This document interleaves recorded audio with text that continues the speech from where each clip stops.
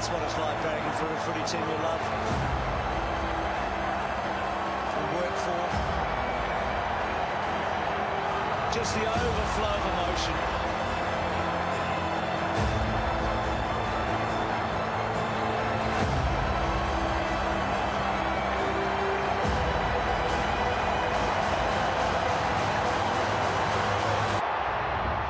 What a win, what a grand final for the second year in a row. A stirring, emotional victory. The Tiger Army finally get to rejoice. Hello and welcome to Access All Areas. Matthew Lloyd and Damien Barrett.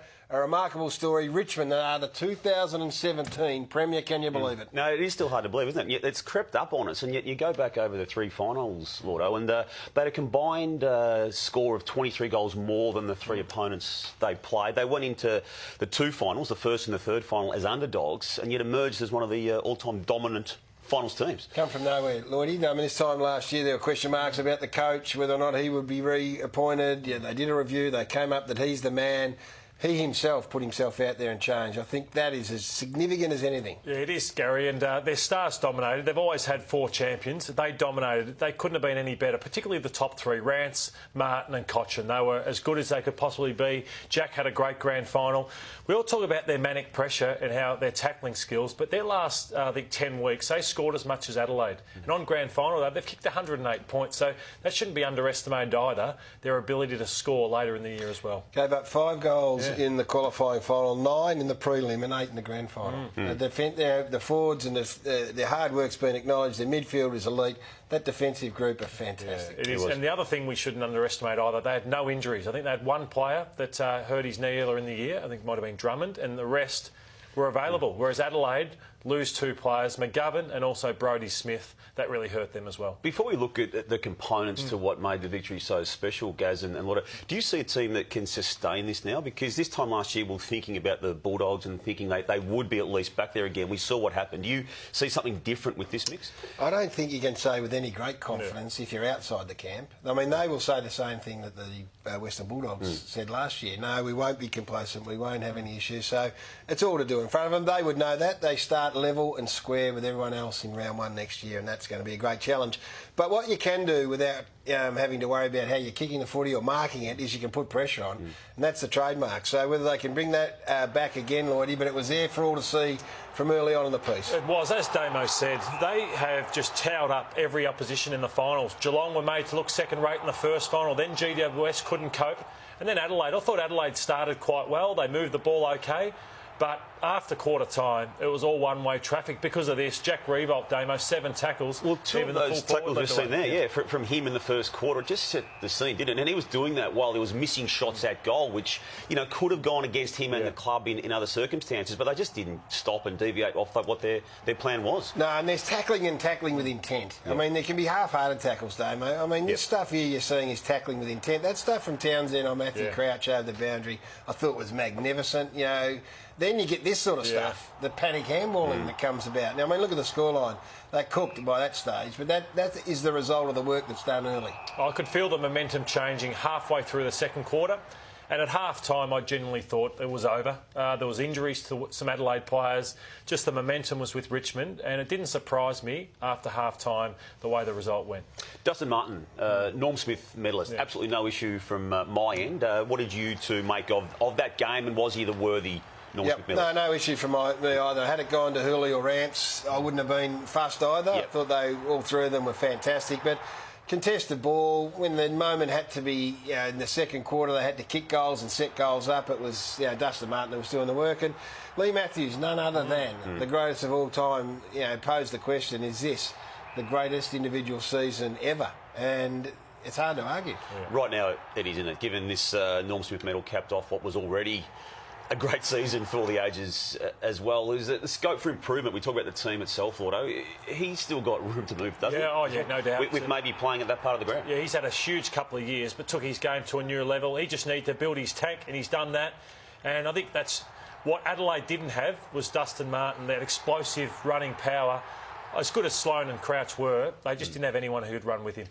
All right, we have to talk about the vanquished as well, and this is a side who are acknowledged as the best team, throughout the course of the home and away season. They're so impressive in their finals. They went chock full of confidence. They had everything rolling for them. and they failed. I mean, it was a dismal failure on their behalf, and that's a failure from the coaching box, for mine, all the way down to the field. It's going to be a horrendous debrief, isn't it, Lordo, for what they did. Everything was so good until the main moment of the season. And people like Taylor Walker and Josh Jenkins, Eddie Betts you need to throw in there too, the forward line, again, Lynch... Otten had a bad game as well. They're going to have to live with that for 6 months, aren't they, guys? And bad mistakes, though, mate. Look at that. 13-3, they had momentum, and Atkins decided to take advantage, play on, and ball gets turned over. They go and kick their first goal. It was just silly things. Where was the defender on the line here from Revolt? I mean, that's defendable. So yep. You can do well, these things happen in footy, in home and away. But in a grand final, it's terrible. And when you're a big key forward, Lloydie, and you don't get the job done, I mean, we've all done media over the last couple of days, you're going to feel some heat. Yeah, Jack Revolt had presence on grand final day. 2 big contested marks. He laid tackles, and unfortunately, I thought they did a great job on Tom Lynch. I watched Broad and I watched Camden McIntosh, and they just hammered him. Every time he was on the wing, they gave it to him, whereas that Walker, that's just not... That's where Walker's got to... I mean, you talk about physical presence, that's the one where he had to at least get the ball to ground and, impose himself on. It was Floston, fantastic by Floston going back with the flight, but in the end...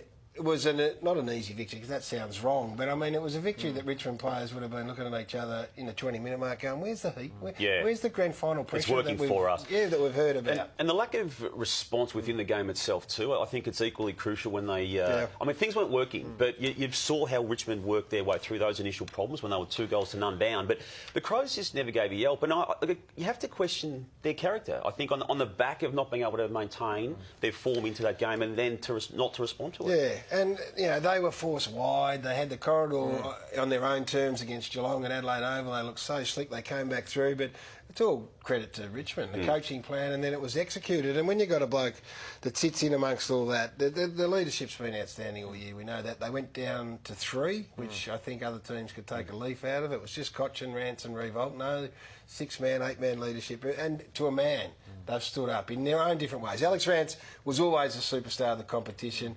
Trent Cotchin is a Brownlow medalist, but his captaincy hadn't quite clicked.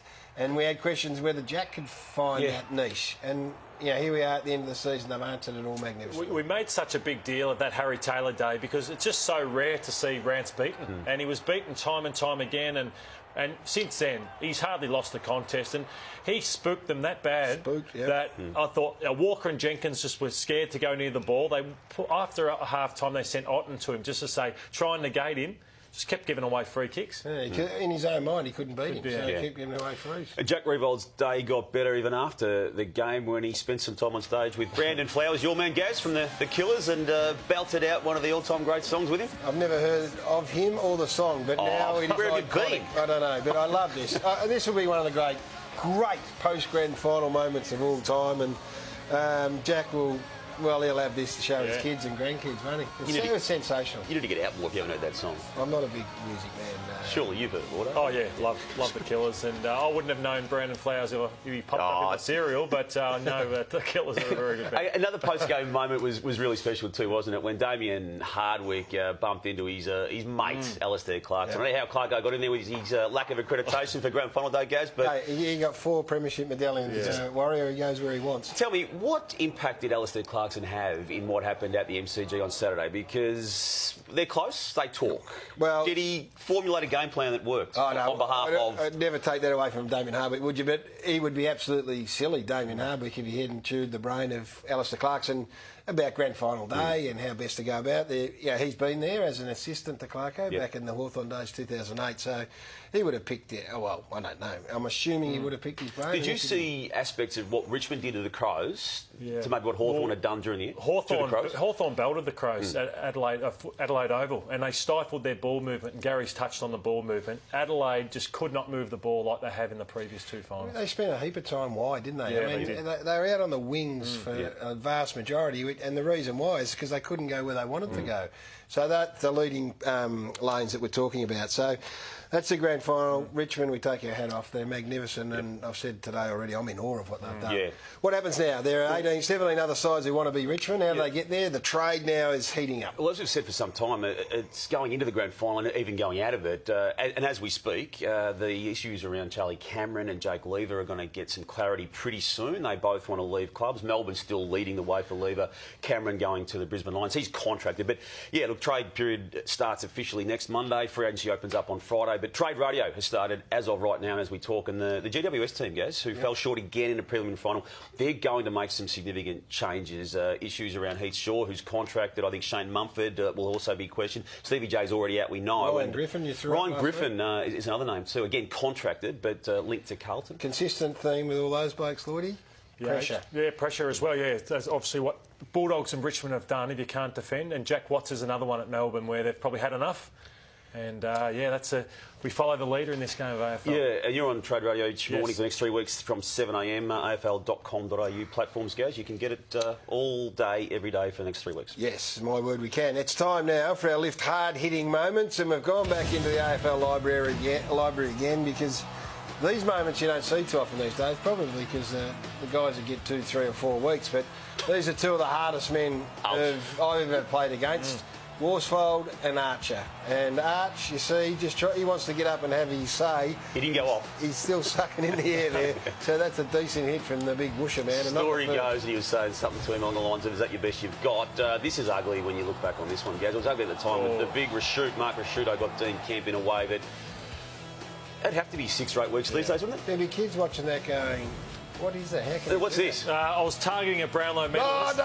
and I hit the Richmond assistant coach, the man who has orchestrated a lot of the ball movement at Adelaide. So off on a stretcher, I felt pretty bad about that one. You've actually got him worse than you got Stuart. You lined up Shane Woden from 30 metres away. He ducked at the last moment and you put the right plate carousel in. We used to call him Candles, but that was a fair enough, that one. That was legitimate. Hey, boys, this is our last show. Been a lot of fun. You two guys have been great throughout the course of the year and enjoyed working with you. So thanks for your efforts.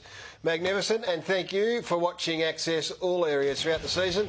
The show will be back in 2018. The season may have finished, but at afl.com.au we are ramping up the content. The trade period and the draft will all be covered comprehensively by our team here, and we are the #1 place to go to for all the latest news and quality video content. Thanks for watching throughout the year. Goodbye.